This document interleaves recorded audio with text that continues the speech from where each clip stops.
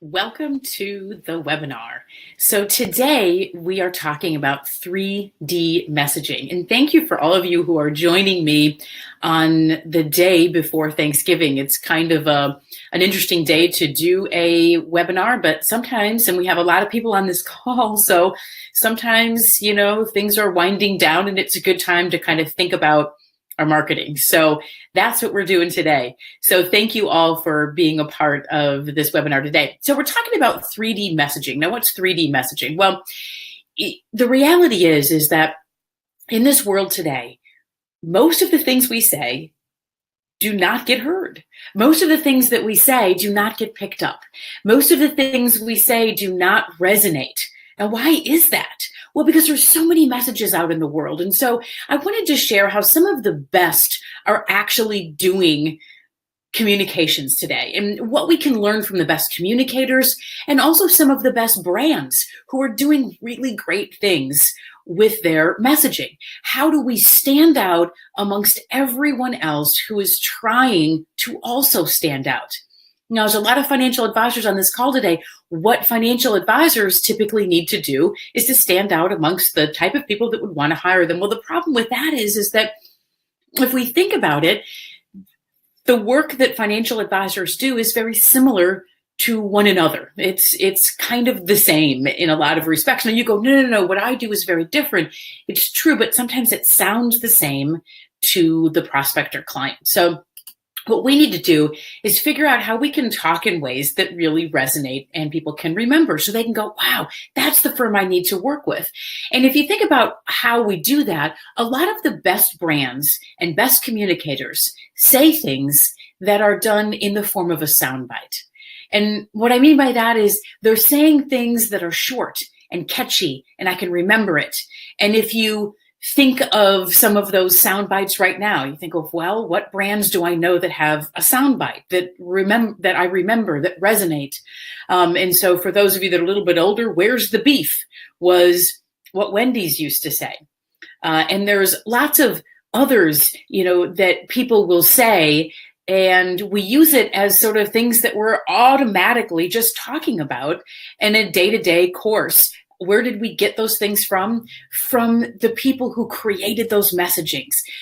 Some of the best speakers in the world of all time, we remember them because of some of the things that they said. If you think about Martin Luther King Jr., if you think about some of the other people who are saying things that are memorable, and they stick with us for a very, very long time. What we need to do as brands, as individuals, as businesses, is to find the same way to do that. So there are 3 Ds to impactful communications. And the first D is to design a message worth listening to.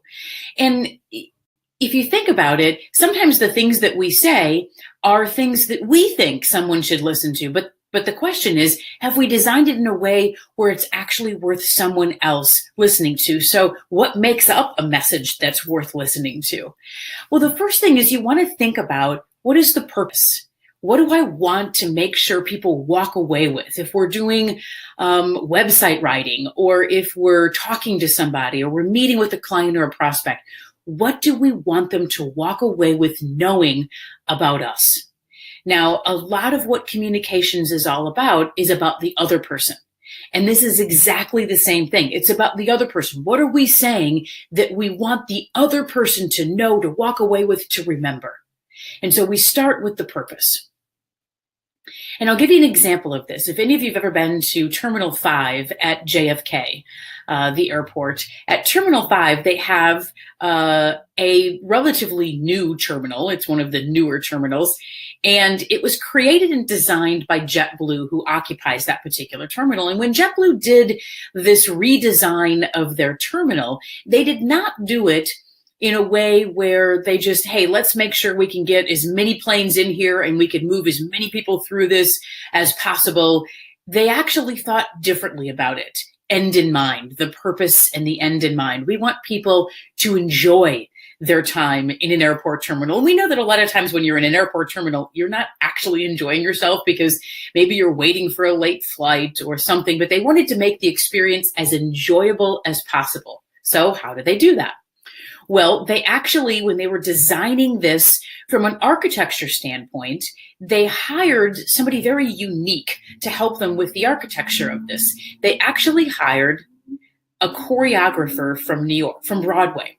Now, why would you hire a choreographer to help you design a terminal? Well, choreography is the movement that people take, and they wanted to map out how they wanted people to move through this particular terminal. And so, end in mind, they wanted people to feel good. They wanted to be able to see the stores, shop at the stores, enjoy themselves, eat good food. And they designed it all from the very beginning of the architecture, which was to figure out, how do we want people to move and walk through here as best as possible? Now, I spent a lot of time at O'Hare Airport. I don't think that they did the same kind of architecture mastery, because at O'Hare, it's usually packing as many people in as possible. You're just all running into each other. This is built in a circular way where you can walk around, you can see a lot of things. There's a lot of visual elements to this. It is really an interesting terminal, and it's as they wanted to. It's actually won awards for its design. So they started with the end in mind. So if you start with the end in mind, what do your potential customers want? And I think we think about this concept all the time. Well, they want, and then we revert right into what it is that they need. And I think in financial services, we cannot market the need. We have to market the want. People don't pay attention necessarily to what they need. If they did, they would have come to you a long time ago, but there's no urgency. And so they're not coming in until it's a critical situation. Someone passed away in their family. They've just been forced to retire, whatever the situation is. Oh my gosh, I have to see a financial advisor. What if they actually wanted to come and see you way before they had that critical need? We've got to focus our marketing and our messaging on what customers actually want. So what do they want? Well, they likely don't want some of the things that we put out there. They don't necessarily want financial planning. I don't necessarily want to spend hours and hours and hours digging up materials and statements and policies and take it into a financial advisor, a person I don't even really know very well and I'm not sure I want to do business with, and then share all the mistakes I've ever done in my financial life and spend weeks, if not months, putting together a financial plan. I don't necessarily want to do it. I need it, but I don't want it. And so we have to think about, what is it that customers and your potential customers and your clients actually want? So I think what they want is they want someone who is going to be exactly what they thought they need, which is someone who is going to be able to serve their needs, not somebody who serves everyone. And I think as we think about messaging, if we want to capture someone's attention and say, hey, we're exactly what you need, we are the firm for you, we've got to say something that strikes them as, now that sounds a little different. That sounds a little different. And the problem in financial services is that we are an absolute sea of sameness. An absolute sea of sameness. I could pull up 25 websites right now, and I could find somewhere on those websites of financial advisors. We work with individuals and families and businesses, helping them with financial planning and investment management. Now, if you think about that, it's not really different at all. You've basically said that you can work with everyone in the entire world. You haven't left a single person out. And the problem is, the only thing that the person wants is to know that you could serve them. I don't care that you can serve everybody in the entire world. In fact, I don't even believe you can serve everyone in the entire world. What I want to know is, you ever worked with somebody like me? And the way that we say that and the way that we approach it must be different. It can't be that, hey, well, we're going to be just a little bit better than your current provider. Because nobody actually believes that something is going to be better. We've all been burnt by that before, right? You think you walk down the grocery, you're in the grocery store and you walk down the laundry detergent aisle of the grocery store and you look up and you see a jug of Tide detergent. And on that jug of Tide detergent, there's a star. And inside the star, it says new and improved. Do you think to yourself, yes, awesome, finally, this is great. I'm going to be able to wash all my clothes and everything's going to be clean and everything is going to for sure be better. No, you don't even glance at that jug of Tide detergent for a second. You don't actually believe it's going to be better. You just keep walking. It's a marketing ploy that we've been burnt by before. And if our biggest differentiator is, trust me, we'll be better, it doesn't work. We have to prove that we're different, and we can do that by the power of our own words. Because the problem is that we actually are different. Every single firm is different, but we haven't been able to maybe, and perhaps you haven't been able to clarify that just so. So what is unique and compelling about you? And I would suggest that it's one thing. And every single person on this call today has one thing that is completely unique and compelling about them. And it's actually you. I mean, if you think about it, 80% of the reason that someone decides to do business with you is because of you. It's not because of the name on the door. I mean, that might be part of it. It's not because of the products that you sell or the broker dealer that you have. I mean, that might be part of it.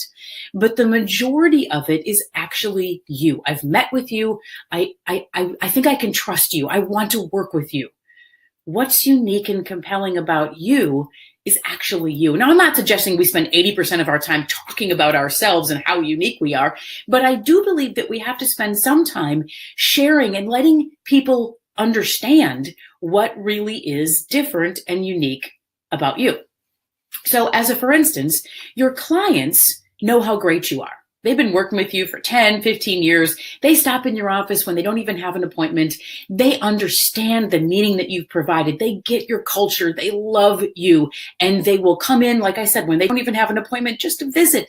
They love you. They like you. They want to be around you. They know the difference that you've made in their lives. Okay, great. But your prospects have absolutely no idea.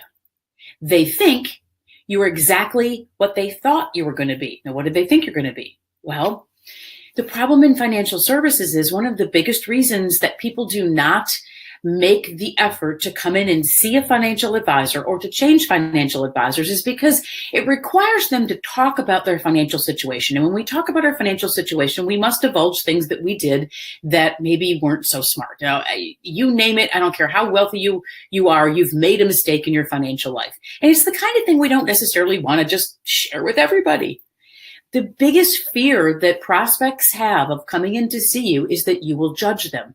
And when they look at your messaging that you have on your website and in your LinkedIn profile and all over the place, they only get a confirmation that that will be true. Now, you don't say, hey, I'm going to judge you, but you say things like, I've been in this business for 20 years. I managed $300 million.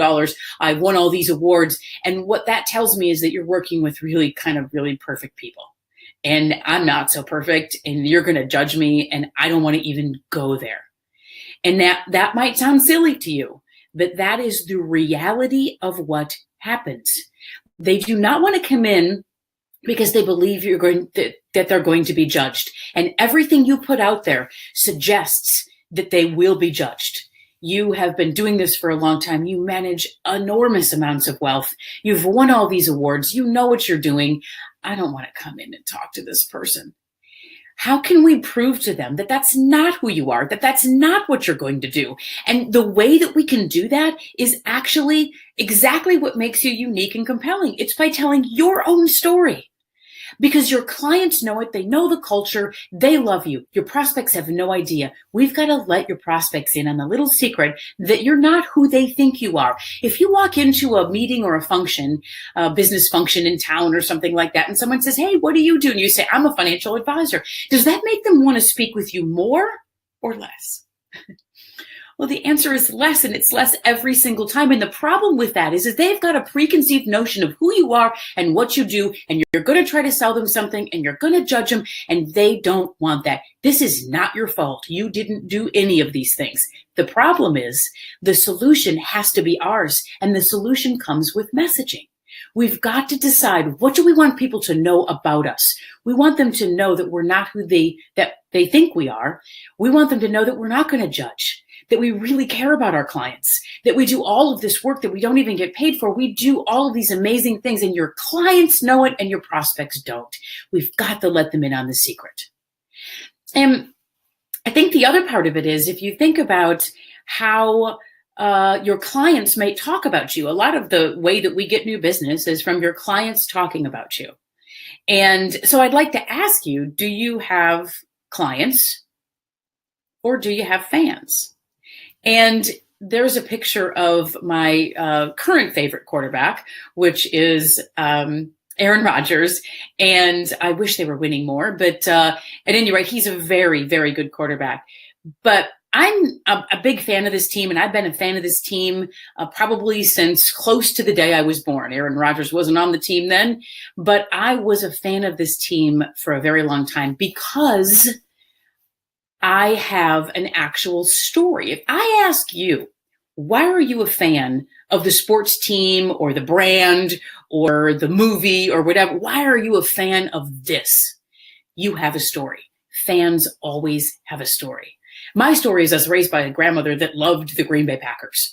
And I was her firstborn grandchild. I got to spend lots of time with her. She was the best relationship I ever had in my life. And I loved doing what my grandmother was doing. And so if she was going to watch the Packers, I was going to watch the Packers. And today when I walk into Lambeau Field, I think about my grandmother because that's what it was all about. That's what being a fan to me is all about of the Green Bay Packers. That's why I would never leave them. I've lived in Chicago for 20 years. I would never be a Chicago Bears fan. And it's not because they're a bad team. They're probably a much better team than the Packers are this year. It's not about the winning and the losing. It's about how I feel about this team because of something that happened a long time ago. So if I ask you, why are you a Mets fan? Why are you a Wisconsin Badgers fan? Why are you a Denver Nuggets fan? If I ask you these questions and you're going to say, well, I'm a fan of this team because of this. If you're not a fan, you're like, oh, I know I like a lot of teams or whatever it is. But if you're a fan, you always have a story. What we need to make sure also in our messaging is that your clients have a story to tell about you. And you're not going to have every single client that's going to be a fan, but we need a few fans who are going to be able to concisely tell your story. And so how do we get fans to tell our story? We've got to lead them down the path that tells them what it is that we are, who we are, what we do. And a lot of times they're overwhelmed. If you ask a client, in fact, if I was standing outside of your door and a client walked out and I said, hey, what does that person do in there? What do you think your clients would say? And your clients might say, and probably would say, investments, because that's what you're supposed to say, because that's what a financial advisor does. And that's when they see their statements, that's what they're paying for. And so it's investments, but what you actually do is so much more. What if they were able to tell a story about what it is that you do? And we can lead our clients to those positions without giving them the script if we ask them the questions and get them talking. And also we can learn a lot from the messaging that they would use to be able to use it in our own messaging. So the first D is design a message worth listening to. And it starts with starting with the end in mind. And some of you have been in this business for a very long time. To reinvent your messaging is not a bad thing. To think, hey, what do we want them to know? Starting with the end in mind. And so the other question that you want to ask is, how do you want people to feel about you? How do current fans feel? We need to ask them, get the insight and the intelligence from our clients who already have seen the culture. They love you. They come to your office. They are the ones that will share some really great things about you. What are they actually saying? We can use that in our own messaging. So the second D is to describe something worth paying for. So first we're going to design it with the end in mind. What do we want them to know? How do we want them to feel? And then we're going to describe something worth paying for. So this is when we get into the actual messaging of it. So I think it's important to use words that your prospects would use. And unfortunately, in financial services, I'm not sure why this happens, and it might happen in lots of other industries as well. But for an industry that needs to have clients who are end users, retail, just customers that are out there, to understand what it is that we do, we use a lot of words that clients would never use. I'll give you an example. Let's say that, just imagine actually that you had a client that was coming to your office, and when they walked in your office, you said, what is it that you really want? And they told you, what I really want is to not outlive my assets. And you would say, wow, that's exactly how I would say it. But it certainly is never how a client would say it. There isn't a client in the world who would come in and say, what I want is to not outlive my assets. Well, listen, we talk like that. Clients don't use words like outlive and assets. They would say, I don't want to run out of money. Why don't we talk like they talk? network, because it's one of the things that really helps in clarity. If you think about this particular advertisement, now this gentleman in the ad actually started with Verizon. Now he's with Sprint. But many years ago, when the cell phone was really coming in, and he set Verizon on fire with this advertisement for Verizon phones and for the network. And what he would say is exactly what we were saying. I don't know if you remember, like back in 2004, what were we saying? We say it sometimes today. Can you hear me now? Can you hear me now? Can you hear me now? And so this guy would pop up out of manholes and in weird places, in forests, and he'd say, can you hear me now? And you could always hear him because he was on a Verizon network. And he was making a connection with words that we're actually using. In financial services, unfortunately, we don't use words that our prospects actually use. We need to do that more often. And what happens is, and I find if we try to be different and try to stand out, I don't want to say we work with individuals and families and businesses. I want to say something different. To do that, you have to really think through it. And to say anything that might be different, even to use the word money instead of assets, seems risky for financial advisors, but it's actually something that can connect. We have to use the words that they're using. And so the biggest mistake I believe that we make in marketing is not that we're not, going to enough networking events, or we haven't updated our website enough times, or we're not posting enough on social media. The biggest mistake that we actually make in marketing is that we do not message ourselves properly to the other person. The case in point is what I said before. If you go to a business function and someone says, what do you do? And hey, what do you do? You say, well, I'm a financial advisor. And then they try to run for the door, because the mistake that we've made in marketing is that we allow them to believe that that's exactly who we are. Instead of saying something different, if we say, I'm a financial advisor, period, we know what the reaction is going to be. And think about the logic of that. We're going to a business function to attract people to us. And the only thing we're doing by the power of our own words is to repel them from us. We have a messaging problem. And the problem wasn't one that you created, but it's one that we can fix. So how do we fix this? Well, one of the ways is to create something when we're thinking about how we're putting our messaging together. The end in mind is I want them to know who we are and what we do and what we're all about. But to be able to clarify that with words requires what I believe is a simple, repeatable statement of value. Now, a simple, repeatable statement of value is like an elevator statement. Most of you are familiar with an elevator statement, are not familiar with a simple, repeatable statement of value. They are essentially the same thing. I don't like elevator statements because they have a preconceived notion that they don't work, because everybody has had an elevator statement. We've all tried out our elevator statement and we all vowed to never use it again.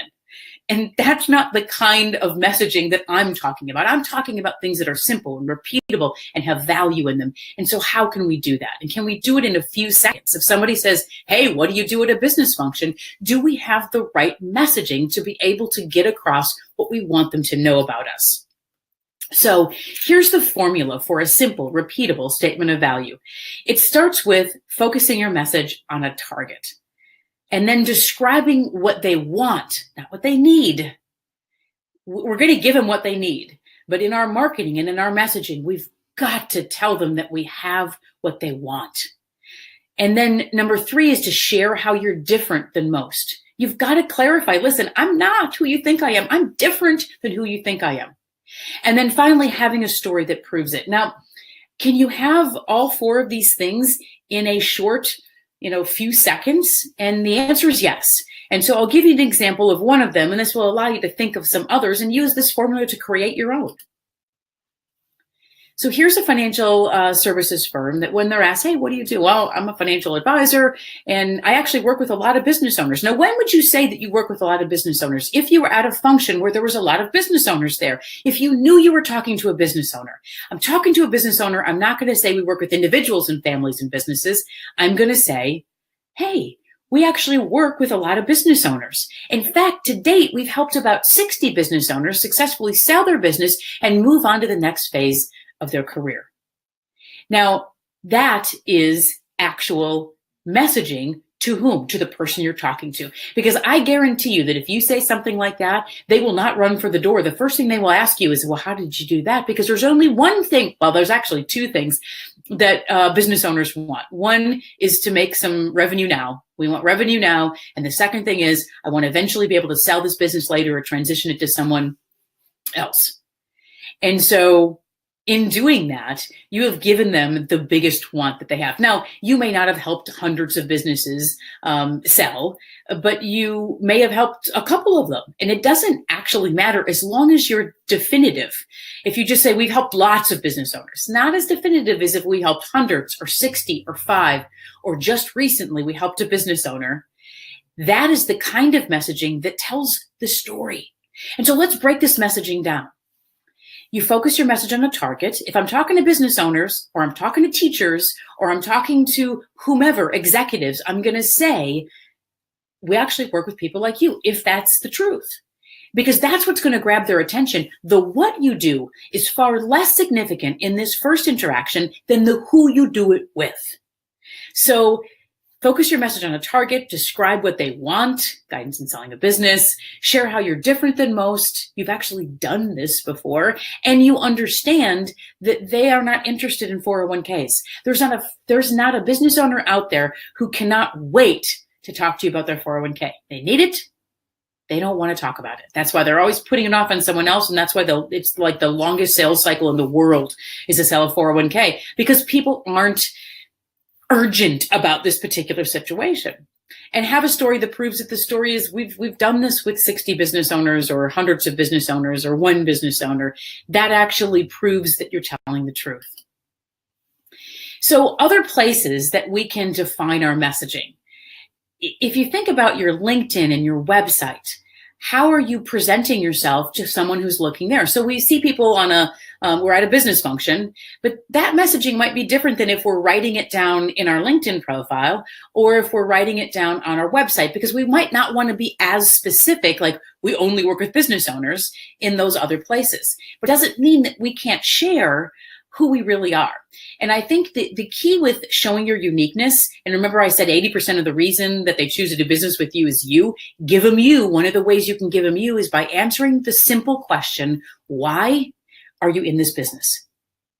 Why are you in this business? Why are you still in this business? If you've been in this business for more than 5 minutes, this business is terribly difficult to be in. There's compliance, there's changes, there's regulations all the time. There's all sorts of things that go on. So what are we doing to actually be able to share, pull back the curtain and share what your clients know, the secrets that your clients know that your prospects don't? Answer the question, why are you in this business? That will tell your authenticity. That will tell your why you do what you do. And don't bury that in the bottom of your bio. Put it in the very first paragraph of your bio. Put it in the summary section, as I'm showing here, of your LinkedIn profile. Answer the question, why are you in this business? And when you do that, it comes across in a totally different way. It's not saying we work with individuals and families and businesses. And it's not saying also that you've won all these awards and you've managed all this money and you're doing all these wonderful things and you've been in the business for 25, 30 years. You're actually telling them about you. And those other things, nobody can repeat and do what you do and has your reasons for doing this business. But lots of people have been in this business for 25 years and lots of people manage a lot of money and lots of people have won awards and lots of people have their CFP. I'm not saying we bury those things. I'm saying we just don't lead with them. We have to have those credibility builders, but lead with your story. Why you? And then when it comes to your website, if you're thinking about messaging for your website, why say what everyone else is saying? It's safe. Well, there's a safety issue in financial services, right? We want to provide safety in the investments that we provide to our clients. So we don't want to look like we're crazy or outlandish or whatever, because we want to show that, listen, we've got some conservative policies here for managing your money. But just because you've got conservative policies for managing money doesn't mean you have to have conservative marketing in the way that you present yourself. Now, I'm not suggesting that you go outside of who you really are as a firm, but this firm, this website describes themselves as wealth management is meticulous and beautiful.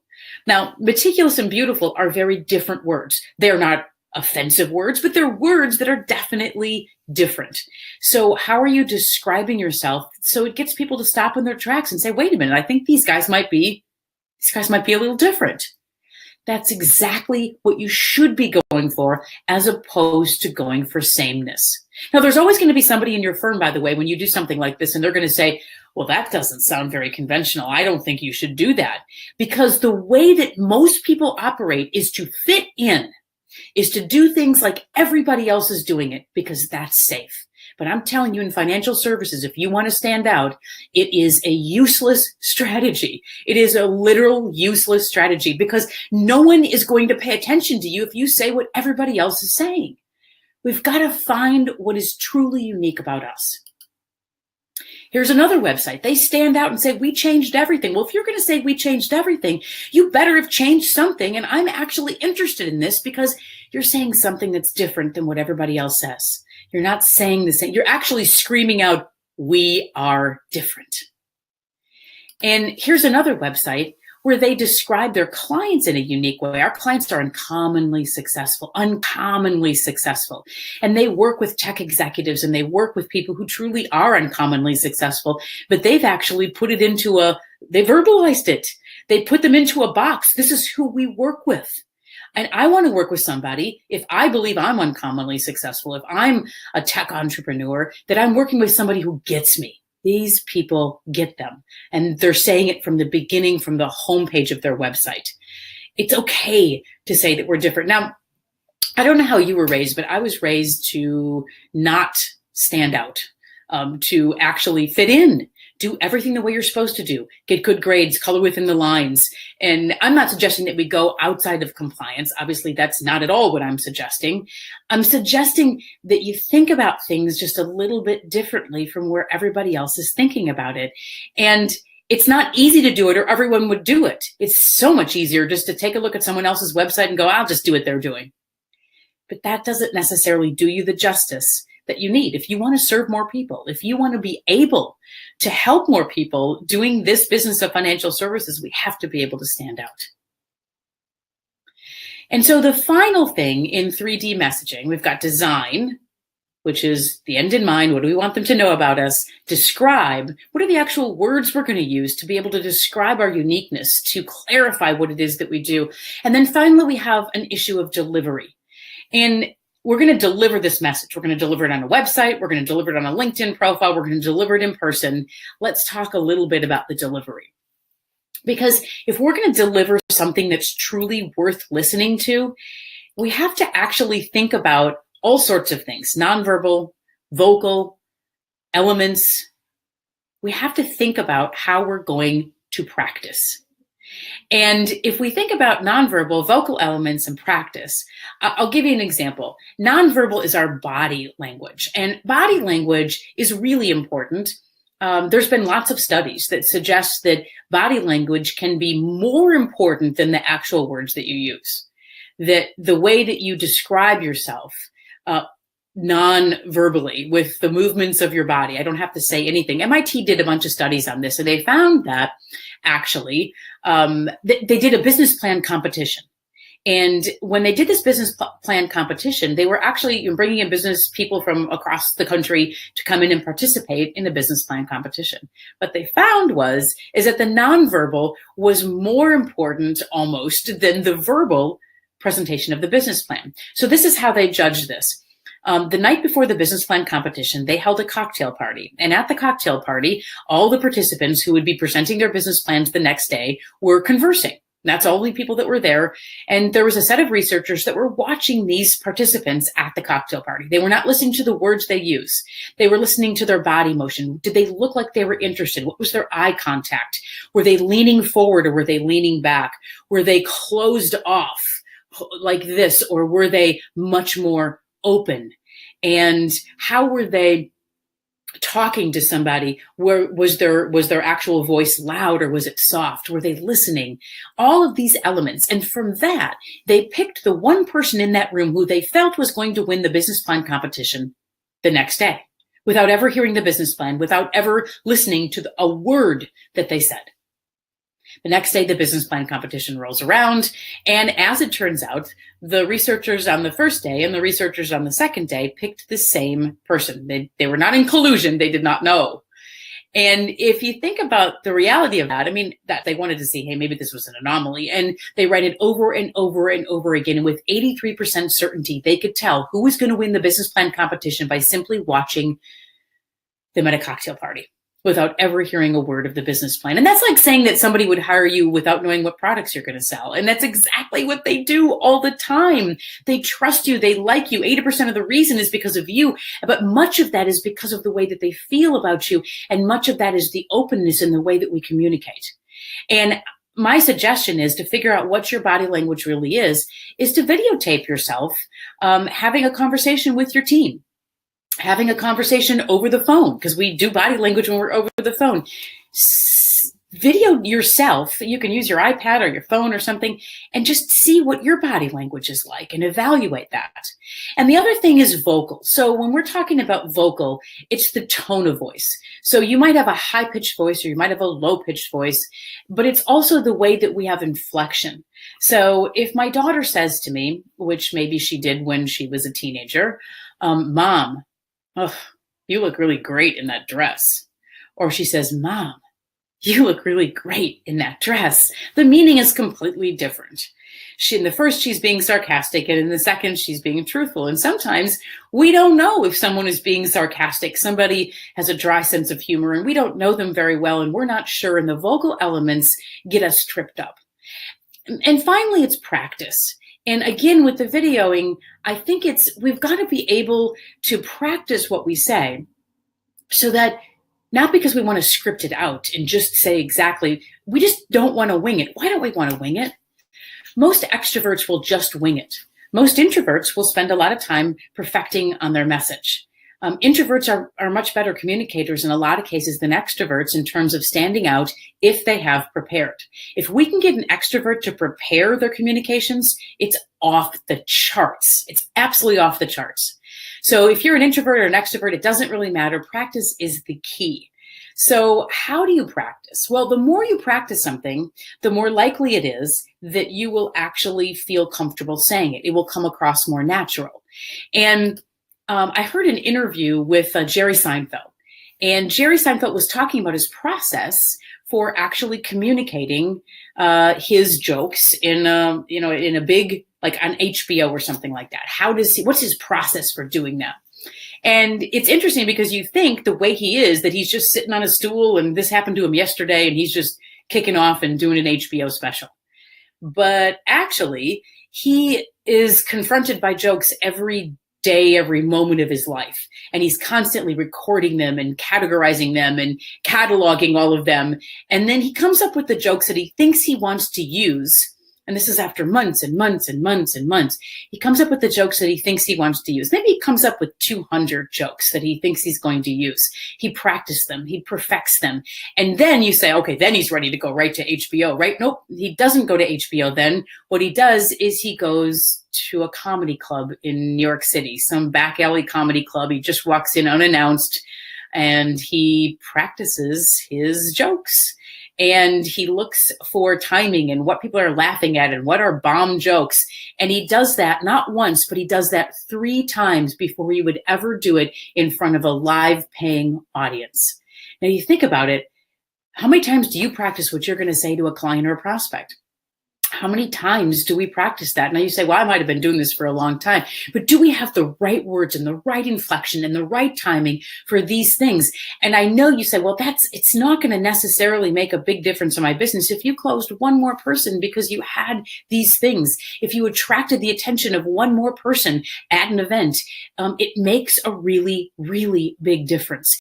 And some people they're thinking it's what I say, not necessarily how I say it. And I'm saying that it's what you say and how you say it. And we can't actually separate those two things. So there's a few things that we talked about today. We talked about designing a message worth listening to. We talked about describing something worth paying for. And we talked about delivering a message worth paying attention to. And in doing this, I want to share with you that you can do these things yourself. If you go to my website, redzonemarketing.com /messaging, redzonemarketing.com/messaging. You will get at that point a messaging worksheet. And our messaging worksheet, it's free. You can download it. You can do whatever you want with it, but it'll help you with messaging what you're doing for your current clients. And we also have something, and I'm going to put this offer up here. This is something that we do a lot for financial advisors, is we help them actually write their elevator statement, their value proposition. We charge $19.50 for doing this. We actually charge much more for doing this. But if you want your elevator statement, your value proposition, and your bios rewritten and for your social media and all the different places, we do that.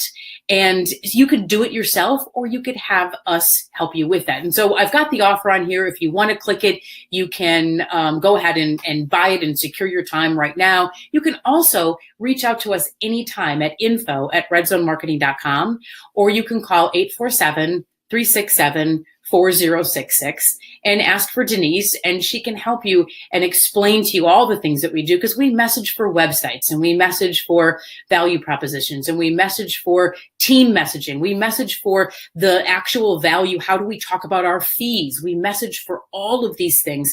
We do scripting for videos. So if you really want to get something great across, and we help you practice these things. So we don't just give it to you and say, have at it. We work with you to develop it, to design it. We do the heavy lifting. We take you through this 3D process, which you can do yourself. And I hope that most of you do this yourself. If you decide that you need our help, please reach out. And happy Thanksgiving to all of you. And I am so thrilled that you joined me on this webinar today.